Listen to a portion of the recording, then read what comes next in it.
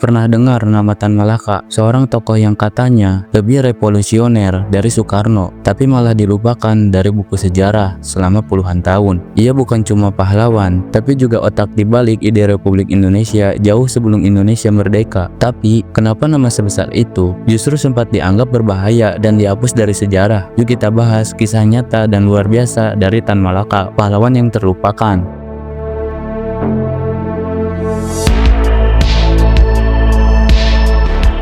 Tan Malaka lahir pada 2 Juni 1897 di Suliki, Sumatera Barat. Nama aslinya Ibrahim, tapi setelah dewasa ia dikenal dengan gelar Tan Malaka, nama adat Minangkabau. Sejak kecil ia dikenal pintar dan kritis. Ia mendapat beasiswa ke Belanda dan belajar di Rijkswijk School, sekolah guru di Haarlem. Di sanalah ia mengenal Marxisme, sosialisme, dan perjuangan rakyat tertindas. Tapi jangan salah, Tan Malaka bukan ingin membuat Indonesia jadi negara komunis. Ia cuma ingin rakyat punya pikiran bebas, tidak dijajah dan bisa berpikir logis.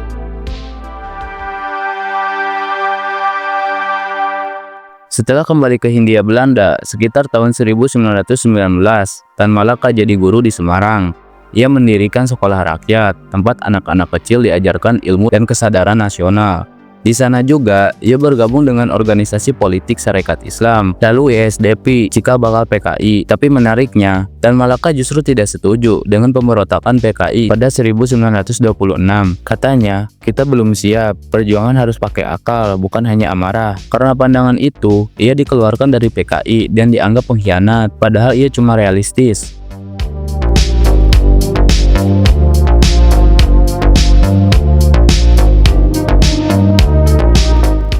Karena sikapnya keras terhadap penjajah, Tan Malaka dibuang oleh Belanda. Dia hidup berpindah-pindah, mulai dari Belanda, Rusia, Filipina, Tiongkok, Thailand, bahkan Burma. Dalam pelariannya, ia menulis banyak buku, termasuk karya paling terkenalnya yaitu Madilog, singkatan dari materialisme, dialektika, dan logika. Buku ini mengajari bahwa bangsa Indonesia harus berpikir rasional, ilmiah, dan tidak mudah ditipu. Ia menulis juga buku yang berjudul Menuju Republik Indonesia, yang membayangkan Indonesia sebagai negara merdeka yang bertahun-tahun sebelum 1945. Bayangkan saat orang lain belum berani ngomong merdeka, Tan Malaka sudah memimpikannya duluan.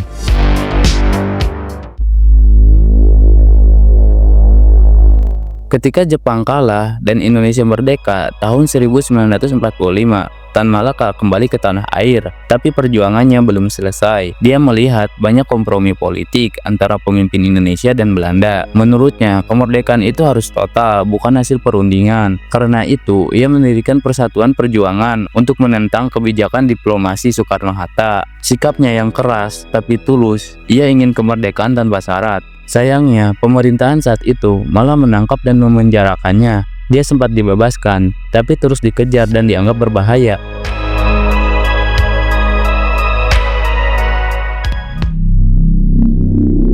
Tahun 1949, di tengah perang mempertahankan kemerdekaan, Tan Malaka ditangkap oleh pasukan TNI di Kediri, Jawa Timur. Ia ditembak mati tanpa pengadilan di desa Selopanggung. Sampai hari ini makam aslinya masih misterius. Ironisnya, orang yang dulu berjuang untuk republik ini malah tewas oleh bangsanya sendiri. Baru pada tahun 1963, Tan Malaka resmi diakui sebagai pahlawan nasional lewat keputusan presiden. Tapi selama Orde Baru, namanya hampir dihapus dari buku sejarah.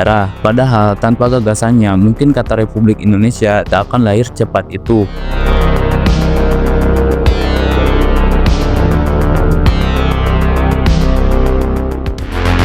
Tan Malaka meninggalkan banyak pesan untuk bangsa ini, beberapa di antaranya. Yang ke-1, pendidikan adalah senjata paling kuat untuk melawan penjajah.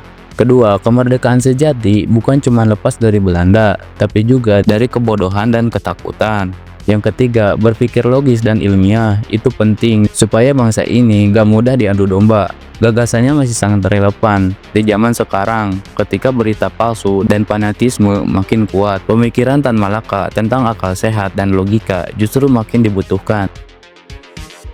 Tan Malaka pernah berkata, ide-ide tidak bisa dibunuh, walau tubuhnya ditembak mati. Gagasan dan semangatnya tetap hidup. Dalam setiap orang, berani berpikir, berani berbicara, dan berani melawan ketidakadilan. Kalau kamu merasa kagum dengan kisah ini, bacalah buku Madilog atau Dari Penjara ke Penjara. Baca satu bab saja, dan kamu akan tahu kenapa Tan Malaka bukan sekadar nama, tapi simbol keberanian berpikir.